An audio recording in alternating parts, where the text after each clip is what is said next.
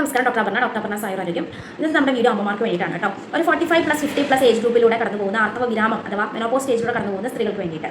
സ്ത്രീ ശരീരം നിലനിർത്തുന്ന ഏറ്റവും പ്രധാനപ്പെട്ട ഹോർമോണാണ് ഈസ്ട്രജൻ അല്ലേ. അപ്പോൾ യൂട്രസ് സംബന്ധമായിട്ടല്ലാതെ തന്നെ ഇതര ശാരീരിക ഫംഗ്ഷൻസിലും ഈസ്ട്രജനുള്ള റോൾ വളരെ വലുതാണ്. അതുകൊണ്ട് തന്നെ ഈസ്ട്രജൻ്റെ എമൗണ്ട് കുറയുമ്പോൾ ഇതൊക്കെ ഓരോരോ ശാരീരികമായിട്ടുള്ള പ്രയാസങ്ങളുണ്ടാവും. അത് വ്യത്യസ്ത രീതിയിൽ പ്രകടമാവുകയും ചെയ്യും.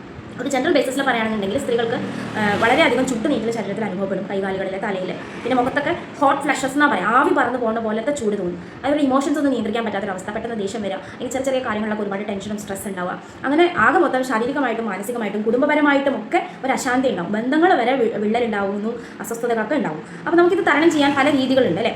അപ്പോൾ നമുക്കൊരു മോഡേൺ നോക്കുകയാണെങ്കിൽ ഹോർമോൺ റിപ്ലേസ്മെൻറ്റ് തെറാപ്പികളുണ്ട്, ഈസ്ട്രജൻ സപ്ലിമെൻറ്റ്സ് കൊടുക്കുന്നത്. അതുപോലെ അതൊരു ലോങ് റണ്ണിൽ നമുക്ക് എത്രത്തോളം ഗുണകരമാവും എന്നുള്ളത് പറയാൻ പറ്റില്ല. കാരണം ഒരുപാട് സൈഡ് എഫക്ട്സ് ഉണ്ടാവാൻ സാധ്യതയുണ്ട്.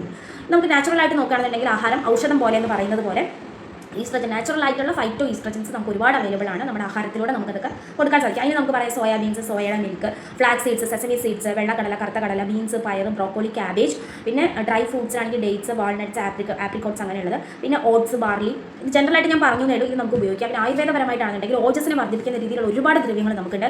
അശ്വഗന്ധ, ശതാവരി, ഉലുവ, നെല്ലിക്ക, ഇരട്ടി മധുരം തുടങ്ങിയതൊക്കെ വ്യത്യസ്ത രീതിയിൽ കഷായം വെച്ചിട്ടോ പാൽ കുറുക്കിട്ടോ പല രീതിയിൽ നമുക്ക് ഉപയോഗിക്കാം. കൃത്യമായിട്ട് വൈദ്യനിർദ്ദേശം എടുത്തതിന് ശേഷം മാത്രമേ അത് ഉപയോഗിക്കാൻ പാടുള്ളൂ ഇന്റേണലി. അപ്പോൾ അത്തരത്തിലുള്ള ചികിത്സ ആസ്പെക്റ്റുകൾ ഒരുപാടുണ്ട്. ഇതിലൊക്കെ ഉപരി ഒരു കുറച്ചുകൂടെ ഒരു റിസൾട്ട് കിട്ടുന്ന ഒരു ടെക്നിക്ക് പറഞ്ഞുതരാം.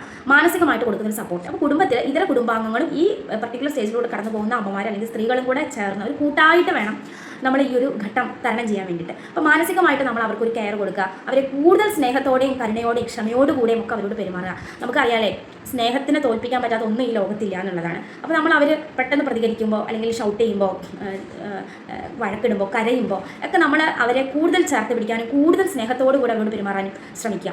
അപ്പോൾ ഭർത്താക്കന്മാരാണെന്നുണ്ടെങ്കിൽ അവർക്ക് വേണ്ടി കുറച്ച് സമയം, അവരെ കേൾക്കാൻ കുറച്ച് സമയം സ്പെൻഡ് ചെയ്യുക. മക്കളാണെന്നുണ്ടെങ്കിലൊക്കെ നമുക്ക് അവരുടെ ജോലി ഭാരം കുറയ്ക്കാൻ വേണ്ടിയിട്ട് കുറച്ച് അവരെ സഹായിക്കാൻ സാധിക്കും. ഇത്തരത്തിലൂടെയൊക്കെ ചെയ്യുകയാണെന്നുണ്ടെങ്കിൽ ഈ സ്ത്രീ നമ്മളെ സന്തോഷവതിയാക്കി വെക്കാൻ നമുക്ക് സാധിച്ചു കഴിഞ്ഞാൽ കുടുംബത്തിൽ തന്നെ നമുക്കൊരു സമാധാനവും ശാന്തിയും ഒക്കെ ഉണ്ടാവും. നമ്മൾ വീട്ടിൽ സമാധാനം സന്തോഷം ഇല്ലെങ്കിൽ പിന്നെ നമ്മൾ എന്ത് നേടിയിട്ട് കാര്യമില്ല അല്ലേ. അപ്പോൾ മാനസികമായിട്ട് അവർക്ക് കൊടുക്കുന്ന ഒരു സപ്പോർട്ട് വളരെ വളരെ വളരെ ഇമ്പോർട്ടൻ്റ് ആണ്. അതിനൊരു കൂട്ടായ പ്രവർത്തനമാണ് ആവശ്യം.